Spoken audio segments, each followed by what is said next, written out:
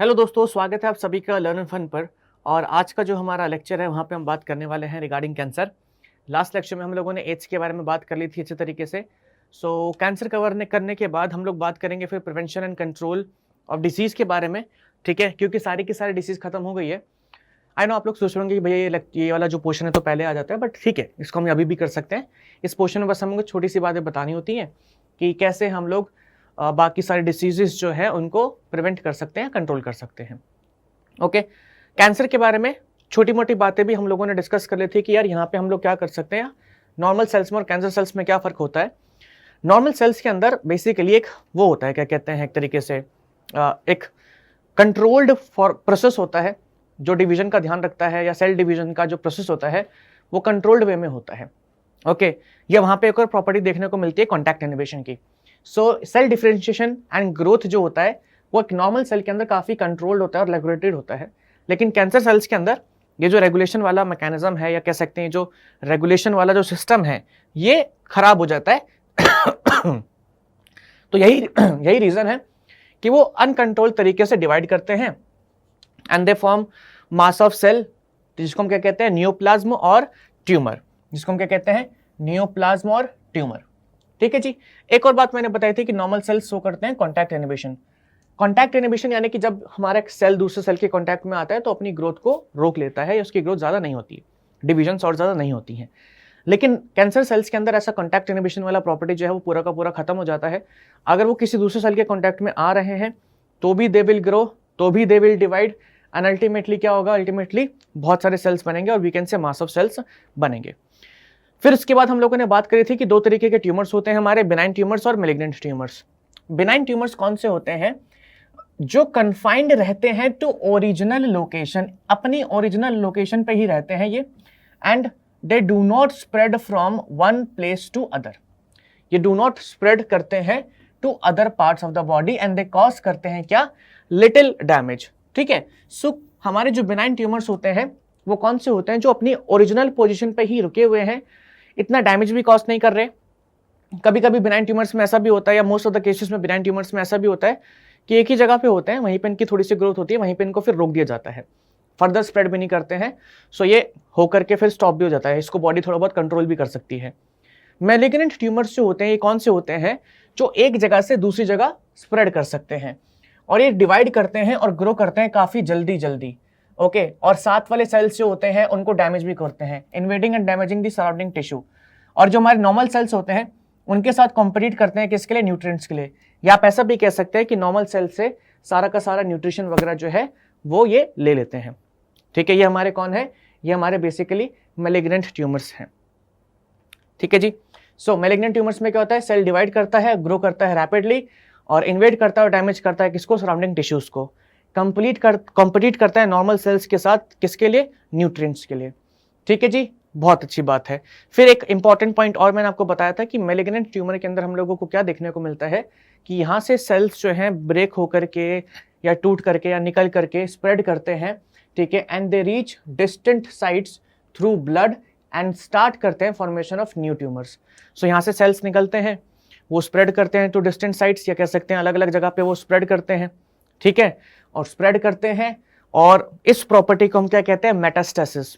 कोई ट्यूमर, अगर आप इस वीडियो में देखेंगे, कोई ट्यूमर अगर सेल जो है हमारा वो एक मिनट, अरे आराम से, चलो जी। सो यहाँ पे अगर आप देखें तो यहाँ पे एक प्राइमरी ट्यूमर साइट है, यहाँ से सेल्स निकल करके एक दूसरी जगह जा रहे हैं, एंड यहाँ पे क्या कर रहे हैं, नया ट्यूमर बनवा रहे हैं। किसके थ्रू स्प्रेड कर रहे हैं, ब्लड के थ्रू स्प्रेड कर रहे हैं। सो ये जो कंडीशन या ये जो प्रॉपर्टी होती है इसको हम क्या कहते हैं, मेटास्टेसिस कहते हैं। और ये हम लोगों को मैलिग्नेंट ट्यूमर में ही देखने को मिलती है और कहीं देखने को नहीं मिलती। सो ट्यूमर और neoplasm they are nothing but they are mass of cell, जो कैंसर सेल के बार बारी डिवाइड करने से बना है। ठीक है, ये बात हो गई थी। अब हमारा जो मेन मुद्दा है that is causes of tumours, या जो कैंसर का भी कॉज कह सकते हैं कि ट्यूमर्स या कैंसर जो है असल में कैसे बनते हैं, या ऐसी कौन सी चीज है जो इन नॉर्मल सेल्स के अंदर ये जो कंट्रोल्ड डिवीजन की थी या कंट्रोल्ड ग्रोथ एंड डिफरेंशिएशन की जो प्रॉपर्टी है, ठीक है, उसको कौन सी चीजें हैं जो ब्रेक कर देती हैं या डिस्ट्रॉय कर देती हैं। कॉन्टैक्ट इनहिबिशन वगैरह जो है कैसे खत्म हो जाता है ताकि हमारे नॉर्मल सेल कैंसर सेल में चेंज हो जाता है। कौन कौन सी ऐसी चीजें हैं? तो इसको कह सकते हैं, इस चीज को करने के लिए बहुत सारे एजेंट्स रिस्पॉन्सिबल हैं। कुछ फिजिकल एजेंट्स हैं, कुछ केमिकल एजेंट्स हैं, ठीक है, फिर कुछ बायोलॉजिकल एजेंट्स भी होते हैं जो एक नॉर्मल सेल को कैंसर सेल में चेंज करते हैं। सबसे पहले बात करते हैं रिगार्डिंग फिजिकल एजेंट्स की।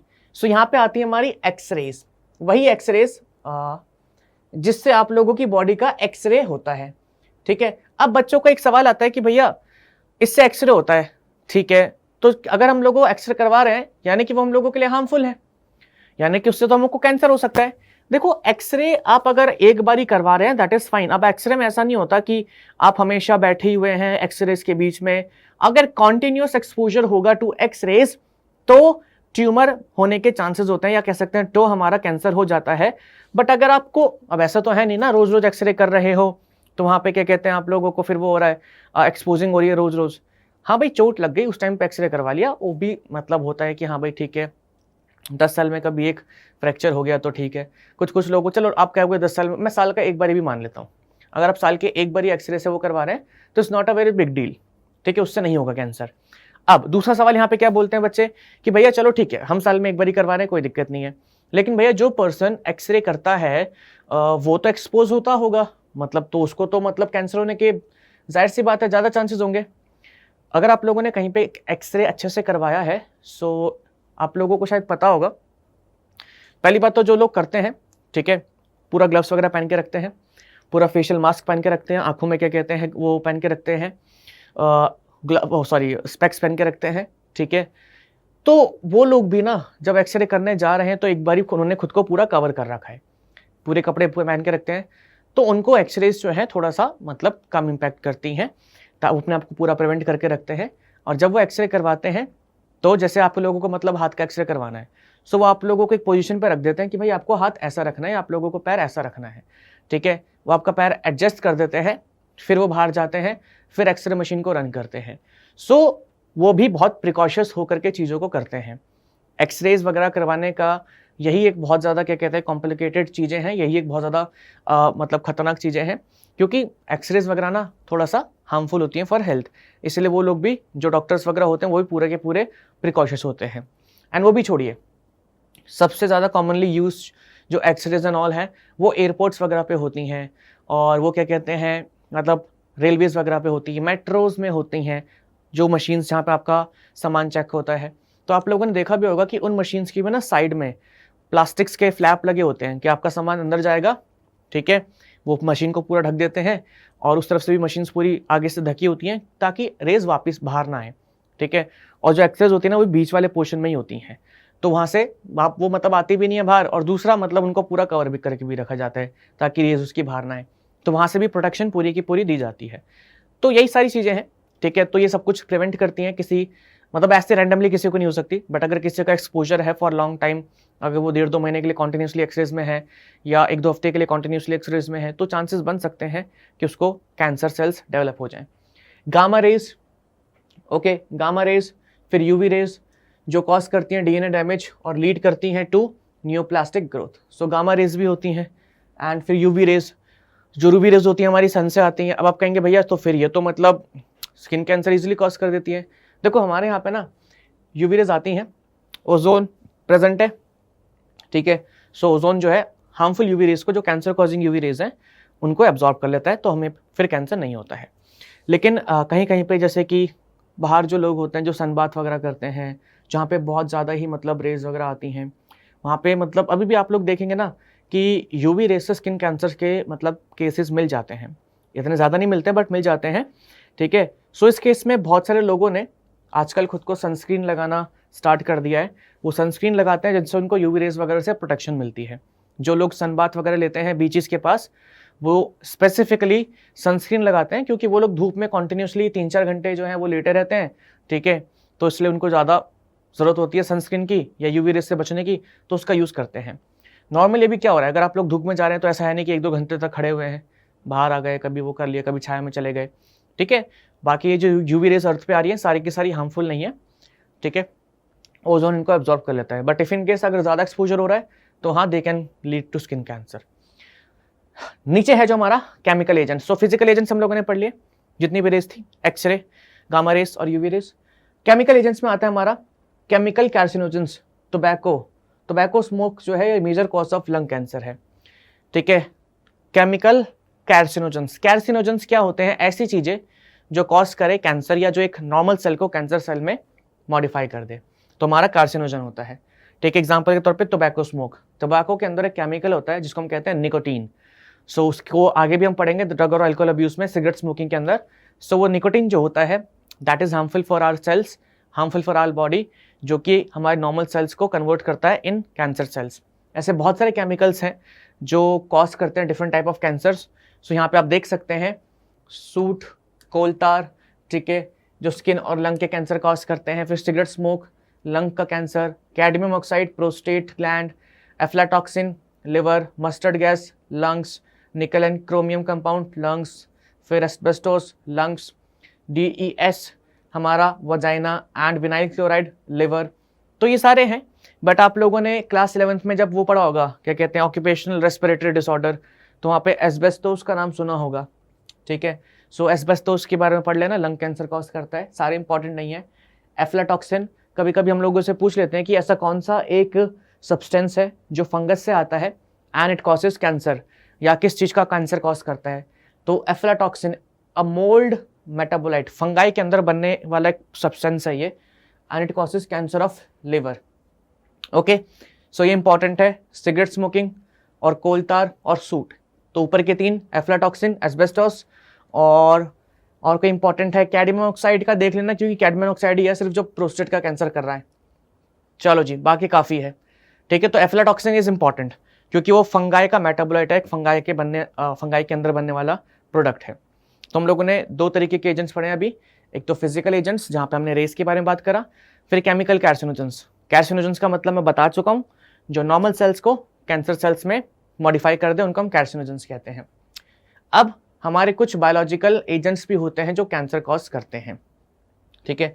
सो बहुत सारे हमारे पास होते हैं कैंसर कॉजिंग वायरस, जिसको हम कहते हैं oncogenic viruses have viral genes called oncogenes, ठीक है। ये जीन्स जो होती हैं एक नॉर्मल सेल को चेंज कर देती हैं in uh cancer cell. Several genes और oncogenes identified in human cell, activation जो होगा इन जीन्स का कुड लीड टू, एक मिनट, हाँ जी, activation of these could lead to oncogenic transformation of cells. देखिए भाई, बहुत सारे ऐसे वायरस हैं जो अगर हमें इन्फेक्ट करेंगे तो कैंसर कॉज कर सकते हैं, यानी कि उनके अंदर ऐसी जीन्स होती हैं। क्योंकि देखो, वायरस का इन्फेक्ट करने का फंडा मैं आपको बता चुका हूँ एड्स में भी। वायरस क्या करते हैं, अपना डीएनए हमारे डीएनए के साथ जोड़ देते हैं एंड फिर हमारा डीएनए उनके कंट्रोल में आ जाता है और वो फिर अपने आप ही डिवाइड करवाते रहते हैं। तो वो या तो क्या करते हैं, हमें इन्फेक्ट कर देते हैं, हमारे अंदर वायरल जीन्स डाल देते हैं। अब हमारे सेल के पास वायरल जीन्स आ जाएंगे तो वो भी उस तरीके से रेप्लिकेट करेगा, ठीक है। दूसरा क्या है, सेवरल जीन्स या ऑन्कोजीन्स और प्रोटोनकोजेंस जो होते हैं आइडेंटिफाइड इन ह्यूमंस के अंदर भी प्रेजेंट होते हैं। Activation of these genes could lead to oncogenic transformation of cells. अगर ये जीन्स एक्टिवेट हो गए तो it can lead to oncogenic transformation of cell, oncogenic, ठीक है। देखो, ऑन्कोलॉजी जो होता है एक word, oncology study of cancer, study of cancer. Onco word जो होता है वो कैंसर के लिए होता है, ठीक है। सो ऑन्कोजीन्स, कैंसर वाली जीन्स, या ऑन्कोजेनिक वायरस, कैंसर वाला वायरस, ठीक है, कैंसर कॉजिंग वायरस, तो याद रखना। सो ये एक्टिवेट कर देता है और इसकी वजह से ह्यूमन के जो सेल्स होते हैं दे बिकम व्हाट, कैंसरस। जैसे एग्जांपल के तौर पे कुछ लोग सुना होगा जो स्मोकिंग भी नहीं करते हैं, ड्रिंकिंग भी नहीं करते हैं, but they still got cancer, ठीक है। क्यों? क्योंकि उनके अंदर ना कुछ ऑन्कोजीन्स प्रेजेंट होती हैं एंड समहाउ हो सकता है पैसिव स्मोकिंग की वजह से या यूवी रेस की वजह से, थोड़ी सी यूवी रेस की वजह से या थोड़े से एक्सरेस की वजह से, सॉरी, वो एक्टिवेट हो जाती हैं। जिन जिन लोगों के अंदर कैंसर कॉजिंग जीन्स होती हैं, ठीक है, इनएक्टिवेटेड फॉर्म में, उन लोगों को कैंसर जल्दी होता है। जस्ट फॉर एन एग्जाम्पल, अगर कोई पर्सन है जिसके अंदर ऑन्कोजीन प्रेजेंट है और एक पर्सन है जिसके अंदर कोई कैंसर कॉजिंग जीन नहीं है या इनएक्टिवेटेड कैंसर जीन नहीं है और दोनों स्मोकिंग कर रहे हैं, तो जिस पर्सन के अंदर ऑन्कोजीन प्रेजेंट है उसको कैंसर जल्दी डेवलप होगा कंपेयर टू जिसके अंदर ऑन्कोजीन नहीं है। क्योंकि ऑन्कोजीन्स जो है because of this chemical carcinogens, या कह सकते हैं because of this cancer causing things, वो थोड़ा जल्दी एक्टिवेट हो जाते हैं और वो फिर कॉज करते हैं कैंसर। अगर कोई सिगरेट स्मोकिंग कर रहा है और उसके अंदर ऑन्कोजीन्स नहीं है तो हाँ वहाँ पे तो एक नॉर्मल सेल ट्रांसफॉर्म होगा, यहाँ पे तो पहले से जीन्स प्रेजेंट है तो उस जीन्स को एक्टिवेट होना है, वो हो जाती है एक्टिवेट, कैंसर डेवलप हो जाता है, ठीक है। सो हमारी बॉडी के अंदर भी ऑन्कोजीन्स प्रेजेंट होती हैं, इस जस्ट कि मतलब कह सकते हैं कि तभी उन लोगों को भी कैंसर होता है जिनको, या जो कोई ड्रिंकिंग नहीं करता, जो कोई स्मोकिंग नहीं करता, बाकी सारी चीज़ें, ठीक है। सो कॉजेज ऑफ कैंसर हो गए हमारे, बायोलॉजिकल कॉज हो गया, केमिकल कॉज हो गया, फिजिकल कॉज हो गया। अब अगर हम बात करें टाइप्स ऑफ कैंसर की, तो there are different type of cancers, carcinomas, sarcomas, leukaemias, फिर उसके बाद मिलानोमा, एडिनोमा, लिम्फोमा और ग्लियोमा। सो ये हमारे टाइप ऑफ कैंसर्स हैं। सबसे कॉमन एंड सबसे ज़्यादा पाया जाने वाला इज कार्सिनोमा। कार्सिनोमा जो होता है, it is cancer of epithelial tissue that covers और लाइन द बॉडी ऑर्गन्स। हमारी बॉडी के हर एक ऑर्गन के अंदर एपिथेलियल टिश्यू देखने को मिलता है, और ये भी एक रीज़न कह सकते हैं कि सबसे ज़्यादा होने वाला जो कैंसर है दैट इज कार्सिनोमा, क्योंकि स्किन एपिथेलियल टिश्यू है, बॉडी की जो आउटर कवरिंग है वो पूरी की पूरी एपिथेलियल टिश्यूज की बनी है, ऑर्गन्स की जो आउटर कवरिंग है एपिथेलियल टिश्यूज की बनी है, ऑर्गन्स की इंटरनल कवरिंग जो है वो एपिथेलियल टिश्यूज की बनी है। सो हमारी बॉडी का एक मेजर टिश्यू है दैट इज एपिथेलियल टिश्यू। सो सबसे ज़्यादा कैंसर जो होते हैं स्किन में, ठीक है, breast, lungs, cancer of stomach and pancreas, यहीं पे स्मॉल इंटेस्टाइन का भी होगा, कहीं का भी होगा, एपिथेलियल टिश्यू वहाँ पे प्रेजेंट ही होता है। सो सबसे ज़्यादा कह सकते हैं common cancer is carcinoma. Okay, फिर है सार्कोमा। सार्कोमा में मैलिग्नेंट ग्रोथ अराइज करती है in tissues derived from primitive mesoderm, ठीक है, जैसे कि हमारा बोन मैरो हो गया, कैंसर ऑफ लिम्फ नोड्स हो गया, ये हमारे सार्कोमास कहलाते हैं। मेसोडर्म, प्रिमिटिव मेसोडर्म, आप लोगों को पता होगा कि हमारी 3 जर्म लेयर्स होती हैं, एक्टोडर्म, मेसोडर्म, एंडोडर्म। सो ऐसे ऑर्गन्स जो मेसोडर्म से बनते हैं उनके अंदर जब कभी कैंसर हो जाए सो उसको हम कहते हैं क्या, सार्कोमा, ठीक है, cancer of bone marrow and lymph nodes. Leukaemia is basically for blood vessels. So uncontrolled proliferation होता है जब किसके अंदर, cell types present on blood या इन ब्लड, आप कह सकते हैं ऑन या इन ब्लड। तो ब्लड के अंदर जब हमारे जो भी सेल टाइप्स प्रेजेंट होते हैं उनके अंदर क्या हो, अनकंट्रोल्ड प्रोलिफरेशन हो, सो उसको हम कहते हैं क्या, ल्यूकेमिया। क्या कहते हैं, ल्यूकेमियास कहते हैं, ठीक है जी, उनको हम क्या कहते हैं, ल्यूकेमियास कहते हैं। सॉर्टेड है सब कुछ, कोई दिक्कत तो नहीं, कोई कुछ नहीं। ओके, सो मैंने क्या बोला, अनकंट्रोल्ड प्रोलिफरेशन किसका, of cell types present in blood, उसको हम ल्यूकेमिया कैंसर्स कहते हैं। जैसे कि किसी को ब्लड कैंसर हो गया, ठीक है, तो हमारा ल्यूकेमिया ही कहलाएगा। व्हाइट ब्लड कैंसर हो चाहे रेड ब्लड कैंसर हो, सबको सब ल्यूकेमिया ही कहलाएगा। Melanoma, cancer of skin cells, ठीक है, स्किन के अंदर हमारे सेल्स होते हैं मेलानोसाइट्स या मेलानिन जो प्रोड्यूस करते हैं, ठीक है, सो उनका जब कैंसर होता है तो उसको हम मेलानोमा कहते हैं। फिर adenoma, cancer of adrenal glands, ठीक है, adenoma is cancer of adrenal glands. Okay, lymphoma, cancer of lymphatic tissue. Glioma, cancer of glial cells of central nervous system. Glial cells क्या बनाते हैं, वो जो वो जो हमारी वो होती है ना माइलिन शीथ, ठीक है, वो जो कवरिंग होती है न्यूरॉन के अराउंड, तो वो बनाते हैं ग्लियल सेल्स। सो अगर उनके अंदर कैंसर हो रहा है तो उसको हम ग्लियोमा कह लेंगे। लिम्फेटिक टिश्यू के अंदर हो रहा है तो लिम्फोमा कहेंगे। एडिनल ग्लैंड के अंदर हो रहा है तो एडिनोमा कहेंगे। मेलानोमा बोलेंगे जब कैंसर हो रहा है किसके अंदर, पिगमेंट सेल्स ऑफ स्किन, ठीक है। Leukaemia, blood, sarcoma, primitive mesoderm and carcinoma for epithelial tissue. तो ये हमारे कुछ बेसिक टाइप ऑफ कैंसर्स हैं, इसके बारे में हम लोगों को पता होना चाहिए। आगे चलते हैं। अब यहाँ पे आ रहा है डिटेक्शन एंड डायग्नोसिस, कि कैंसर का किस तरीके से डिटेक्शन एंड डायग्नोसिस कर सकते हैं। देखिए बहुत ही बेसिक चीजें हैं। सबसे पहले यहाँ पे लिखा है बायोप्सी। बायोप्सी क्या होता है, is basically study of tissue, ठीक है, बायोप्सी कह लो या हिस्टोपैथोलॉजिकल स्टडी कह लो of suspected tissue, of suspected tissue. अगर आप लोगों को लग रहा है कि भाई इस जगह ट्यूमर हो रहा है, इस जगह पे कुछ ऐसी चीज़ें हो रही हैं, तो हिस्टोपैथोलॉजिस्ट या पैथोलॉजिस्ट जो होते हैं हमारे, वो क्या करते हैं, उस जगह से टिश्यू लेते हैं, उसको स्टडी करते हैं, फिर उसमें चेक करते हैं कि क्या यहाँ पर बेसिकली ये कह सकते हो क्या उस इंडिविजुअल के अंदर सेल्स रैपिडली डिवाइड कर रहे हैं या नहीं कर रहे हैं, ठीक है। सो यहाँ पे बायोप्सी, स्टडी ऑफ टिश्यूज भी कह सकते हैं उसको।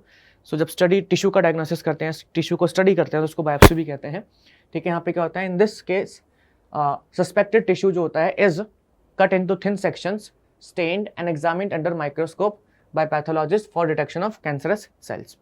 सो यहाँ पे हम लोग टिश्यू देखते हैं, उसको थिन सेक्शंस में कट करते हैं और माइक्रोस्कोप के अंदर ऑब्जर्व करते हैं और ये पता लगाते हैं कि सेल्स हमारे कैसे हैं, नॉर्मल है या कैंसरस सेल्स हैं। Bone marrow and blood marrow test, जैसे अगर किसी को ब्लड टेस्ट हुआ, ब्लड में कैंसर हुआ है, माना ल्यूकेमिया हुआ है, तो कैंसर में क्या हो रहा है अल्टीमेटली, कैंसर में ये हो रहा है ना अनकंट्रोल्ड प्रोलिफरेशन। तो अगर किसी के अंदर मतलब कैंसर हो रहा है, ब्लड कैंसर हो रहा है, तो उसके ब्लड के सेल्स का नंबर बहुत ज्यादा बढ़ जाएगा, तो वो भी एक तरीके से रिप्रेजेंटेशन है ऑफ ब्लड कैंसर। या बोन मैरो के अंदर अगर कैंसर हो रहा है तो बोन मैरो के सेल्स का नंबर बहुत ज्यादा बढ़ जाएगा, क्योंकि बोन मैरो के सेल्स के अंदर रैपिडली डिवीजन होगा, तो वो भी एक तरीके का टेस्ट है। For increase cell count in case of leukaemia, ठीक है, तो जैसे बोन मैरो का और ब्लड का टेस्ट कर सकते हैं। अगर आप लोगों को लग रहा है कि ब्लड सेल्स के जो नंबर हैं वो अनएक्सपेक्टेडली हाई हैं, तो फिर हो सकता है कि भाई कैंसर हो। और टेक्निक्स लाइक्स रेडियोग्राफी या यूज ऑफ एक्सरे यूज कर सकते हैं, क्योंकि एक्सरेज से हमें एक पूरा का पूरा बॉडी का स्ट्रक्चर मिल जाता है, पता लग जाता है कि भाई कहाँ पे क्या ट्यूमर बन रहा है, क्या नहीं बन रहा। आप फिर से कहोगे भैया एक तो बंदे को पहले कैंसर, उसके बाद से आप उसको एक्सरे में एक्सपोज कर रहे हो, बेटा बट डिटेक्शन तो करना ही है ना, तो वो तो एक बारी देखना ही पड़ेगा। कंप्यूटेड टोमोग्राफी एंड MRI, आप लोगों ने हॉस्पिटल्स में या मूवीज में मशीन्स देखी होंगी, बड़ी बड़ी गोल गोल सी, ठीक है, जिसके अंदर पेशेंट जो होता है लेट के अंदर जाता है, फिर उसका पूरा का पूरा स्कैनिंग होता है इंटरनल ऑर्गन्स का, तो वही हमारा कंप्यूटेड टोमोग्राफी है और MRI है, ठीक है। Are useful to detect cancers of internal organs. CT scan use करता है x-rays to generate 3 dimensional image of internal organs, while MRI use करता है strong magnetic fields and non-ionizing radiations to accurately detect pathological and physiological changes in living tissue। देखो x ray की अगर बात करें तो एक्सरे हमें 2D इमेज देता है, x-ray doesn't give 3D image. Computed tomography की बात करें या CT स्कैन की बात करें तो CT स्कैन के अंदर भी एक्सरे यूज होती हैं, but it gives 3 dimensional image. CT scan uses x-ray to generate 3 dimensional image of internal organs. Internal organs की 3 डायमेंशनल इमेज हमको देता है, और जब इमेज आती है तो हमें दिख जाता है कि यार कहीं कहाँ पे मतलब ट्यूमर बन रहा है, कहाँ पे नहीं बन रहा, दिख जाता है। MRI की बात करें तो मैग्नेटिक रेजोनेंस इमेजिंग, वहाँ पे मैग्नेटिक फील्ड्स का यूज होता है एंड कुछ नॉन आयोनाइजिंग रेडिएशंस का यूज होता है। They accurately detect pathological and physiological changes in living tissues. So MRI जो है एक तरीके से आप कह सकते हैं इसकी हेल्प से ना कहीं लाइव इमेजेस हम लोगों को देखने को मिलती है स्क्रीन के ऊपर। सो क्या चेंजेस आ रहे हैं, क्या चेंजेस नहीं आ रहे हैं, पहले क्या ग्रोथ थी, अब क्या ग्रोथ हो रही है, सो वो सब पता लगाया जा सकता है। तो CT scan and MRI is almost same, बस फर्क क्या है कि CT स्कैन के अंदर हम लोगों को 3 डायमेंशनल इमेज मिलते with help of x-rays, MRI में भी यूज मैग्नेटिक फील्ड्स, ठीक है, तो बस यही बेसिक डिफरेंस है। ओके, एंटीबॉडी टेस्ट भी कर सकते हैं। Antibody against cancer specific antigens are use for detection of certain cancer, example Herceptin, ठीक है, तो एंटीबॉडीज भी यूज कर सकते हैं। ELISA वाला जो टेस्ट था वो कर सकते हैं use. Techniques of molecular biology can use to detect genes in individuals with inherited susceptibility to for certain cancers. After detection और identification these genes in individuals there may be advise to avoid exposure to particular carcinogens to which they are सब्सटेबल।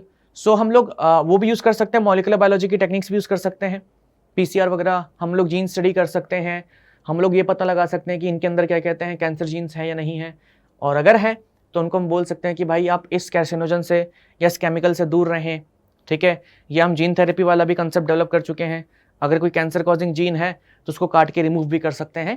तो ये सारी चीज़ें हम लोगों को पता होनी चाहिए रिगार्डिंग कैंसर, ठीक है। डिटेक्शन एंड डायग्नोसिस में इतना ही काफ़ी है।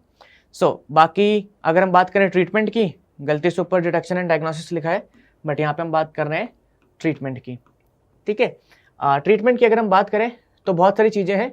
सर्जरी का यूज़ किया जा सकता है, अगर कहीं पे ट्यूमर है तो उसको सर्जिकली ट्रीट करके रिमूव कर दीजिए, आसपास वाले सेल्स को मतलब ध्यान में रखते हुए। या रेडिएशन थेरेपी को यूज़ कर सकते हैं, जो हमारे ट्यूमर सेल्स हैं, ठीक है, उनको गामा रेस की हेल्प से, आप कहेंगे गामा रेस से भैया कैंसर होता है, बट अगेन मैं कहूँगा कि यार रेगुलर एक्सपोजर से होता है, ऐसा नहीं कि आप एक ही बार एक्सपोज हो रहे हैं and its leads to cancer, ऐसा नहीं होता है, रेगुलर एक्सपोजर से होता है। सो ट्यूमर सेल्स को डिस्ट्रॉय करा जा सकता है किसकी हेल्प से, गामा रेडिएशन की हेल्प से। Taking proper care of normal tissues का ध्यान में रखते हुए, ठीक है। सराउंडिंग द ट्यूमर मास और न्यूप्लाज्म, ट्यूमर का जो मास है उसी को मतलब बस डिस्ट्रॉय करना है, आसपास वाले सेल्स को डिस्ट्रॉय नहीं करना। Example iodine 131 for thyroid cancer जो है इसको यूज़ किया जाता है, ठीक है। इसको आयनाइज करके गामा रेडियस निकलती हैं, क्योंकि आपको पता है कि देखो गामा रेडिएशंस क्या है असल में, गामा पार्टिकल्स। एक अगर हम इलेक्ट्रॉन की बात करें या न्यूक्लियस के अंदर की बात करें तो वहाँ पे प्रोटॉन्स होते हैं, फिर वहीं पे हमारे जो वो होते हैं प्रोटीनोज, alpha particles, beta particles, gamma particles, आप लोग ज़्यादा जानते होंगे, बट आई गेस से वो वहीं पे होते हैं, सो इनको यूज़ किया जा सकता है। रेडियो एक्टिव एलिमेंट जो होता है वो रिलीज भी करता है अल्फा बीटा गामा पार्टिकल्स, ठीक है। Chemotherapy is use of chemicals, so several chemotherapy drugs are use to kill cancer cells, ठीक है। Some of these are specific for particular tumours, example 2 anti cancer drugs, vincristine and vinblastine. Vincristine and vinblastine use करते हैं treatment of leukaemia या blood cancer के case में, ठीक है। They are obtained from common weed catharanthus roseus. Majority of drugs have side effects like hair loss and anaemia. So vincristine and vinblastine जो है बहुत ही 2 कॉमन ड्रग्स हैं जिनको यूज़ किया जाता है किसके लिए, फॉर ल्यूकेमियास के लिए। एंड आप लोगों ने सुना होगा नाम कैथरंथस रोजियस। आपके घर में जो सदाबहार का पेड़ नहीं लगा रहता जिस पे पिंक कलर के फ्लावर आते हैं, छोटे छोटे 4-5 पेटल्स होती हैं, ठीक है, वाइट कलर के फ्लावर्स आते हैं, वो हमारा कैथरंथस रोजियस होता है, जिसको हिंदी में कहते हैं सदाबहार। जो मम्मी सुबह सुबह पूजा में चढ़ाती है ना 3-4 की, हाँ चलो भगवान को चढ़ा देते हैं, वो उससे निकलते हैं ड्रग्स। तो आपके घर में एक cancer cancer treating plant present है, उसको यूज़ किया जा सकता है टू ऑब्टेन विनक्रिस्टाइन एंड विनब्लास्टिन। ऐसे नहीं बनता बट हाँ उससे ऑब्टेन किया जाता है। Last is immunotherapy. आप कुछ ऐसे मतलब केमिकल्स दे सकते हैं जो किसी पर्सन का इम्यून सिस्टम को सुपर एक्टिवेट कर दे। Sometimes tumour cells are seen to avoid detection and destruction by immune systems. कभी कभी क्या होता है, ट्यूमर सेल्स को डिस्ट्रॉय करना इम्यून सिस्टम के सेल्स के लिए थोड़ा मुश्किल हो जाता है, या थोड़ा वो हाइड एंड सीक वाला मैकेनिज्म ऑब्टेन कर लेते हैं, छुप जाते हैं। सो द पेशेंट्स जो होते हैं are given substances called biological response modifiers. ये बायोलॉजिकल रिस्पॉन्स मॉडिफायर्स जो होते हैं ये इम्यून सिस्टम को और ज़्यादा एक्टिवेट कर देते हैं, ओके, और हेल्प करते हैं टू डिस्ट्रॉय ट्यूमर्स। एग्जाम्पल क्या है, अल्फा इंटरफेरॉन, ठीक है। सो बायोलॉजिकल रिस्पॉन्स मॉडिफायर्स, हमारा जो इम्यून रिस्पॉन्स को मॉडिफाई करना, यानी कि उसको और स्ट्रॉन्ग करना और ही खतरनाक बना देना, ठीक है। सो ऐसे केमिकल्स भी हम यूज़ कर सकते हैं, जैसे कि अल्फा इंटरफेरॉन, वो क्या करेगा, हमारे इम्यून सिस्टम को सुपर एक्टिव कर देगा और हमारे इम्यून सिस्टम जो है कैंसर सेल्स को डिटेक्ट करेंगे और डिस्ट्रॉय कर देंगे। तो सर्जरी हो गया, रेडियोथेरेपी या radiation therapy, chemotherapy and immunotherapy, जो हमारे सारे के सारे ट्रीटमेंट्स हैं, इसमें से सबसे ज़्यादा साइड इफेक्ट कीमोथेरेपी में देखने को मिलते हैं, और वहीं पे हेयर लॉस एंड एनीमिया जैसी चीज़ें जो हैं वो होती हैं, ठीक है। So I hope this is clear. Treatment वाला पोर्शन हमारा क्लियर हो चुका है। Surgery, radiotherapy, chemotherapy and immunotherapy, that's it, okay. चलो जी, बहुत सही, आगे बढ़ते हैं। यहाँ पे हमारा कैंसर फिनिश भी होता है पूरा का पूरा। अब हम बात कर लेते हैं प्रिवेंशन एंड कंट्रोल के बारे में, कि डिसीज का प्रिवेंशन एंड कंट्रोल किस तरीके से किया जा सकता है या किया जाता है। बहुत ही सिंपल है, बेसिक बातें हैं, और ये बातें आप लोगों को पता भी होंगी, इसमें कुछ ऐसा खतरनाक सा है भी नहीं। एग्जाम्पल के तौर पे maintenance of personal hygiene and public hygiene very important होता है for prevention and control of many infectious disease. जो अपनी वो डिसीज थी टाइफाइड एंड ऑल, वो कैसे फैल रही थी, गंदा पानी गंदे खाने से। सो अगर पब्लिक और पर्सनल हाइजीन रखेंगे तो नहीं फैलेंगी, ठीक है। Measures for personal hygiene include kept body clean, अपने आप को साफ रखें, कंज्यूम करें clean drinking water, food and vegetables etcetera, ठीक है। पब्लिक हाइजीन में आप लोग पानी को या वेस्ट को ढंग से डिस्पोज करें, साफ सुथरा आसपास का मतलब इन्वायरमेंट रखें, वाटर रिसोर्सेज अगर आसपास हैं तो उसको डिसइंफेक्ट करवाएं, ठीक है। पूल्स वगैरह जो हैं, सेसपूल्स, टैंक्स जो भी हैं, देखिए वहाँ पे सारी चीज़ें डिसइंफेक्ट करवाएं। Obtaining standard practices of hygiene in public catering, ठीक है, and observing standard practices of hygiene in public catering. अगर कोई ऐसी जगह है जहाँ पे पब्लिकली खाना वाना दिया जाता है, पब्लिक को खिलाया जाता है, सो वहाँ पे भी थोड़ा हाइजीन वगैरह मेंटेन करके रखा जाए। These measures are particularly essential where infectious agents are transmitted through food and water, ठीक है। तो जैसे मैंने कहा था कि पानी साफ रखना है, खाने पीने की चीज़ों को साफ रखना है, ये वहाँ पे काम करेगा जो डिसीज फूड और वाटर से स्प्रेड करिए, जैसे कि टाइफाइड हो गया, कोलेरा हो गया, ये सारी डिसीज, एस्कैरियोसिस हो गया, अमीबियासिस हो गया, ठीक है।